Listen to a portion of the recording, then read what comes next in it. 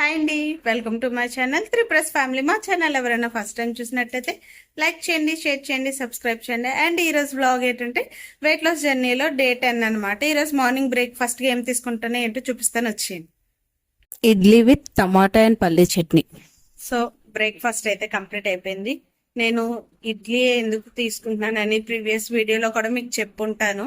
బాబుకి ఫీడింగ్ ఇస్తున్నాను కాబట్టి సో మిల్క్ కొంచెం ఇంప్రూవ్ అవుతాయి ఇడ్లీ అనేది టిఫిన్ తీసుకుంటే అనమాట. యాక్చువల్గా చప్పటి ఇడ్లీ చప్పటి కాఫీతో ఇడ్లీ తీసుకుంటే మిల్క్ అనేది బాగా ఇంప్రూవ్ అవుతాయి. కాకపోతే నేను కాఫీ టీ మానేసాను కాబట్టి నార్మల్గా చట్నీ వేసుకొని అయితే నేను ఒక 3 ఇడ్లీసే తిన్నాను. అంతకు మించి ఎక్కువ అయితే ఇంకా తినలేదు. సో నా మార్నింగ్ బ్రేక్ఫాస్ట్ అయితే ఇడ్లీ తీసుకున్నాను. 11 o'clock చియా సీడ్స్ వాటర్ అయితే తీసుకుంటున్నాను. ఇప్పుడైతే నా లంచ్ టైం వచ్చింది. టైం అయితే 1 అవుతుంది అనమాట.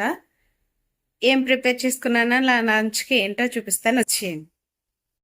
లంచ్కి నేను కప్ రైస్ విత్ పొటాటో బర్బటి కర్రీ అయితే నేను ప్రిపేర్ చేసుకున్నాను. ఫైనల్గా అయితే లంచ్ కూడా నాకు కంప్లీట్ అయిపోయింది.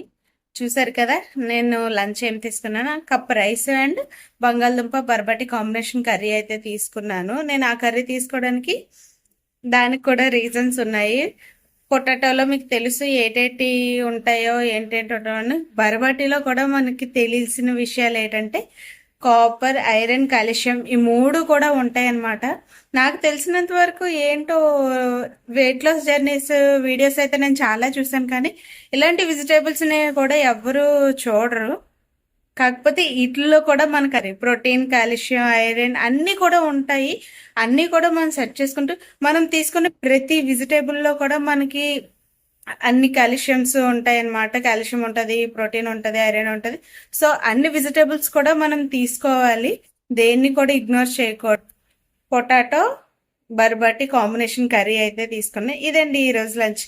ఈవినింగ్ ఏం తీసుకుంటాను ఏంటనేది ఈవినింగ్ అప్డేట్ ఇస్తాను, ఓకేనా. ఇప్పుడైతే ఈవినింగ్ 6 అవుతుంది అనమాట టైము. ఈ టైంలో మ్యాక్సిమం నేను 6 to 6:30 లోపలే నా డిన్నర్ అనేది కంప్లీట్ చేసుకుంటున్నాను. ఎందుకంటే ఇంకా తర్వాత నుంచి ఆకలి వేసినా కూడా గప్చుప్ అంతే వాటర్ తాగుతున్నాను. నెక్స్ట్ వచ్చేసి నేను తిన్న 1 hour తర్వాత నేను మళ్ళీ వామ్ జీరా వాటర్ అయితే మరబెట్టుకుని తాగుతున్నాను.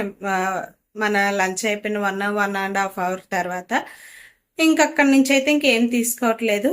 సో చూపించేస్తే నేను తీసుకుంటాను రండి వచ్చి. ఇక నేను నైట్ డిన్నర్ అయితే పప్పాయ తీసుకున్నాను అనమాట. పప్పాయ ఓన్లీ 2 pieces అలా చిన్న చిన్న బైట్స్ గా కట్ చేసి తీసుకున్నాను. నేను తినడానికి అని చూసుకుంటుంటే మా చిన్నోడు కూడా చూడండి నా దగ్గర పప్పాయ పీసెస్ తీసుకొని పట్టుకొని వెళ్ళిపోతున్నాడు. మా చిన్నోడికి పప్పాయ అంటే చాలా ఇష్టం. సో అందుకని చెప్పేసి నాతో పాటు వాడు కూడా కూర్చున్నాడు. నేను తినొద్దంటే వాడికి ఇచ్చేయాలంట. సో ఫైనల్గా అయితే డిన్నర్ కూడా కంప్లీట్ అయిపోయింది. డిన్నర్కి నేను చూసారు కదా పపాయ తీసుకున్నాను.